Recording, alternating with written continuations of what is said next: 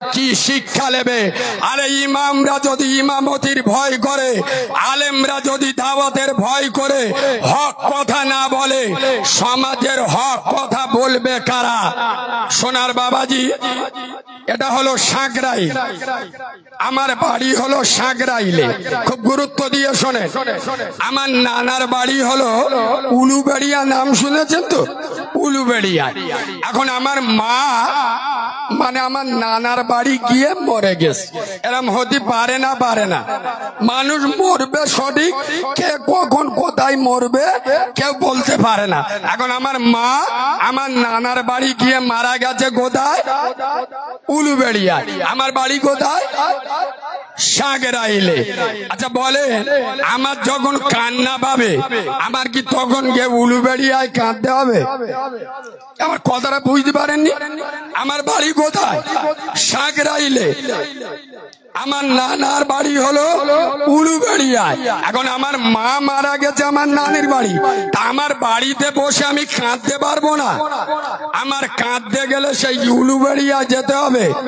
যারা বলছে ওয়াকাবের বিরুদ্ধে আন্দোলন করতে গেলে দিল্লি চলে যাও, খবরদার। আগামী 26-এর ভোট বাংলার তরুণ সমাজ, যুব সমাজ দেখিয়ে দেবে। আমাদের যখন দিল্লি দেখিয়েছে, আমরাও নেতারা যখন আসবে বলবে ভোট, আমরা বলবো দিল্লিকে দেবো।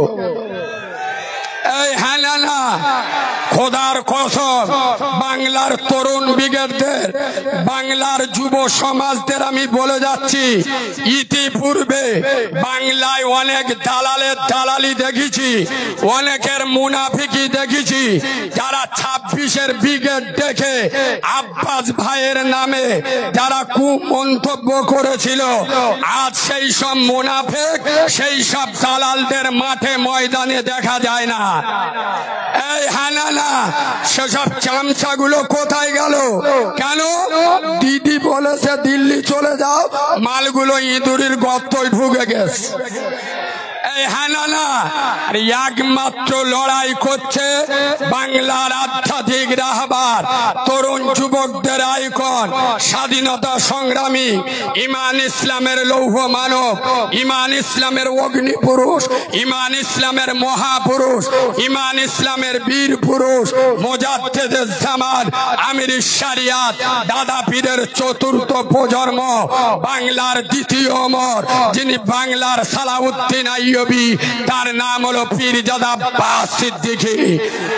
আগামী দিনে আব্বাস ভাই যদি ব্রিগেডে ডাক দেয়, হাওড়ার মুসলমান, এখানে শুধু তোমরা একা নয়, শত শত ইউটিউবার গোটা বাংলা দেখছে। আগামী দিনে এই ওয়াকফ কালা কানুনের বিরুদ্ধে পীরজাদা আব্বাস সিদ্দিকী ভাইজান যদি ডাক দেয় ব্রিগেডে, আমরা বাপকে দেখবো না, মাকে দেখবো না, সংসারের চিন্তা করব না, জান দিয়েও আমরা আব্বাস ভাইয়ের সঙ্গে থাকবো ইনশাআল্লাহ। জোরে বলুন ইনশাআল্লাহ। সোনার বাবাজি, যারা বলে দিল্লি গিয়ে আন্দোলন করো, শোনেন, যারা ভয় পেয়ে ও ভাই পিছনের লোক দেখতে পাচ্ছেন, আপনারা একটু বসে যান না ভাই, বারবার ডিস্টার্ব করলে লাইন বেলাইন হয়ে যাবে। একটু বসে যান ভাই, ডান দিকের লোক একটু দেখতে পাচ্ছে না, বসে যান। তবে আমি একটা কথা স্পষ্ট আপনাদের বলে যাই, এই ওয়াকফ কালা কানুনের বিরুদ্ধে আমাদের যে আন্দোলন, যুবক ছেলেরা গুজবে কান দেবে না। এটা আমাদের কোন জাতির বিরুদ্ধে আন্দোলন নয়, কোন ধর্মের বিরুদ্ধে আন্দোলন নয়। মনে রাখবে, ওয়াকফ কালা কানুন যখন বিল পাস হয়েছিল পার্লামেন্টে, আমাদের পক্ষে 232টা ভোট পড়েছিল, মানে ওয়াকফ বিলের বিরুদ্ধে। টোটাল ভারতবর্ষে মুসলিম এমপি মাত্র 40 জন, আর আমরা ভোট পেয়েছি 232 জন। তার মানে ফেরেশতারা ভোট দিয়েছিল? নিশ্চয় নয়। আমার হিন্দু ভাইরা, খ্রিস্টান ভাইরা, পাঞ্জাবি ভাইরা, কালা কানুন, এই ওয়াকফ আপনার বিল, এটা মুসলিম বিরোধী নয়, এটা এরা সংবিধান বিরোধী। এই তো দেখছেন আব্বাস ভাই পরের পর ওয়াকফ বিলের বিরুদ্ধে আন্দোলন করছে। আমরা যদি গণতান্ত্রিক প্রক্রিয়ায় আন্দোলন করি, কোন দুধ খা মায়ের লাল, কোন দাদার বাপকে দেখে, কোন দিদির মাকে দেখে আমরা ভয় করি না। সংবিধানের ভিতরে, সংবিধানের দায়রের ভিতরে থেকে আমাদের আন্দোলন চলবে। আব্বাস ভাইয়ের প্রতিদিন আন্দোলন চলছে। একটা আন্দোলন হিংসাত্মক হয়েছে দেখেছেন? কথা বলে না? আজকে দেখেছেন যে ট্রেন অবরোধ হয়েছে, রাস্তায় গাড়ি ভাঙচুর হয়েছে, কারো ধরে মারধর করেছে, জাতি দাঙ্গা করেছে না। এটা আমাদের ধর্মের কোন জাতির বিরুদ্ধে আন্দোলন নয়, ধর্মের বিরুদ্ধে আন্দোলন নয়। এই যে মোদী সরকার কালা কানুন এনেছে, তার বিরুদ্ধে আমাদের আন্দোলন।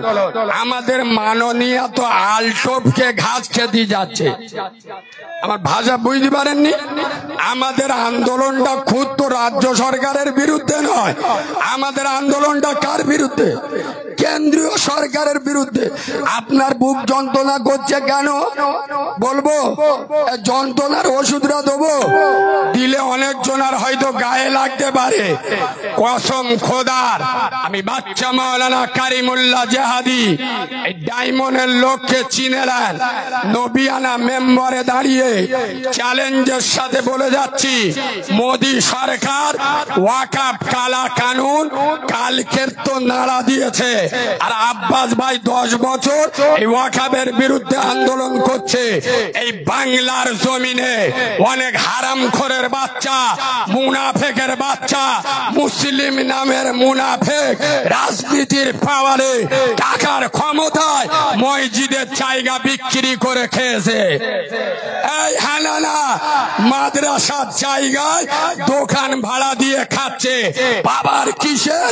রাজনীতির পাওয়ার। খবর নিয়ে দেখেন যেসব মালগুলো কদিন নাচা গোদা করছিল, দিদি বলে দেশে ঠান্ডা হয়ে যা, মুনাফেক গুলো বসে গেছে। খবর নিয়ে দেখবেন ওরা ওয়াকফ সম্পত্তি ছেড়ে বসে রয়েছে। এই হানানা, সুতরাং আজ বেশি বিস্তারিত আলোচনা নয়। আমি বাংলার তরুণ সমাজ, আমার দেখে খুব আনন্দ হলাম যে এতগুলো তরুণ যুবক নওজোয়ান খোদার কসম মদিনা রওজা পাক থেকে আমেনার লাল, মুস্তফা জানের আহমদ, আজ বাংলার তরুণ যুব সমাজের আপনার করুণ দৃষ্টিতে তাকিয়ে আছে। যুব সমাজ, আজ ইসলামে তোমাদের প্রয়োজন, আজ কোরআনে তোমাদের প্রয়োজন। তবে যারা আমাদের ধমকায় চমকায়, আব্বাস সিদ্দিকের মিটিংয়ে গেলে অমুক করে দেবো, তুমুক করে দেবো, যুবক ছেলেরা, আমি কালিমুল্লাহ জেহাদি শেষে একটা কথা বলে যাচ্ছি, শোনো। अभी इस्लाम जिंदा है, अभी कुरान बाकी है, अभी करबला की आखिरी मैदान बाकी है। आज कुत्तों का वक्त है, कल हमारे दौर आएगा। नारे तकबीर, नारे तकबीर, नारे तकबीर। फुरफुरा शरीफ अहले सुन्नत वल জামাত পীরজাদা আব্বাস সিদ্দিকী ভাইজান। তবে যুবকদের শেষে আমি একটা মেসেজ দিয়ে যাচ্ছি। আরে আব্বাস ভাইয়ের ভক্ত হতে গেলে ভাইজান প্রায় সময় একটা কথা বলে, আবেগ দিয়ে চললে হবে না, বিবেক দিয়ে চলতে হবে।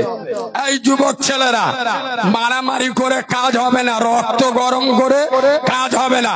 আব্বাস ভাই যদি ব্রিগেড ডাকে, আমাদের শপথ নিতে হবে, যদি কোনো হারামখোরের বাচ্চা, কোনো বাঁদরের বাচ্চা, কোনো জব কার্ডের টাকা ছাড়া মাল যদি রাস্তায় আমাদের অবরোধ করে, যদি আমাদের উপরে আঘাত করে, মাথা ফাটবে। গামছা মাথা জড়িয়ে রক্ত মাখা দেহ নিয়ে ব্রিগেডে হাজির হব। রাজি আছি না নাই? এই রাজি আছি না নাই? তবে আর একটা কথা বলে যায়, পরিকল্পনা করবেন। ধর ভাইজান আগামী সপ্তাহে ব্রিগেড ডেকে, আপনারা দেখছেন আমরা এখান থেকে গাড়ি করলে এখানকার নেতারা অতিরিক্ত ঝেড়ে বসে হয়েছে, মানে বুঝতে পেরেছেন তো। আর যে ধারা ঝেড়েছে শালা ওর বোর পেট রাজহাঁস হয়ে গেছে। সুতরাং দেখছেন এখান থেকে বেরুলি হামলা হতে পারে, তাহলে আপনারা জোশে কাজ করবেন না, হুঁশে কাজ করবেন।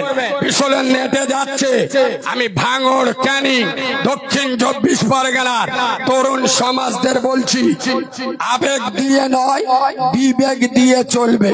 কালকের ভাইজান ডেকেছে, গাড়ি ঘোড়ার দরকার নেই, আজকে সৌর বাড়ি চলে যাও, খালার বাড়ি চলে যাও, নানির বাড়ি চলে যাও, ট্রেনে গিয়ে ব্রিগেডে হাজির হও, বাসে গিয়ে হাজির হও। হার হালতে সভা আমাদের সফল করতে হবে, বলুন ইনশাআল্লাহ। সোনার বাবাজি প্রচুর আলেম উলামা আছে, ভাইজান এই মাঠে ঢুকে যাবেন।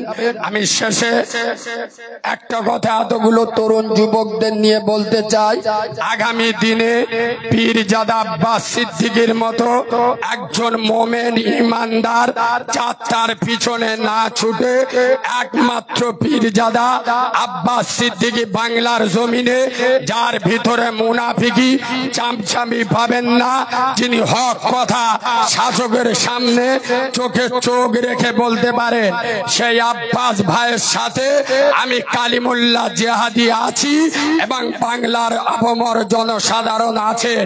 আমি হাওড়া জেলার তরুণ সমাজ বলুন, আগামী দিনে আব্বাস ভাই যেদিন যেখানে থাকবে ইনশাআল্লাহ রক্ত দিয়ে হলেও আমরা ঝাঁপিয়ে পড়বো ইনশাআল্লাহ।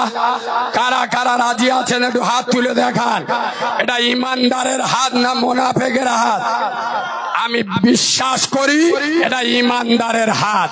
হাত নিচু করুন, সেজে তাকবীর দেন, নারে তাকবীর, নারে তাকবীর, নারে তাকবীর। দাদা পীরের হক সিলসিলা বাংলার সিফা সালার, বাংলার দ্বিতীয় সালাউদ্দিন আইয়ুবী পীরজাদা আব্বাস সিদ্দিকী ভাইজান জিন্দাবাদ। ফুরফুরা শরীফ আহলে সুন্নাতুল জামাত জিন্দাবাদ এবং সাকরাইল থানা কমিটি আহলে সুন্নাতুল জামাত জিন্দাবাদ। আসসালামু আলাইকুম।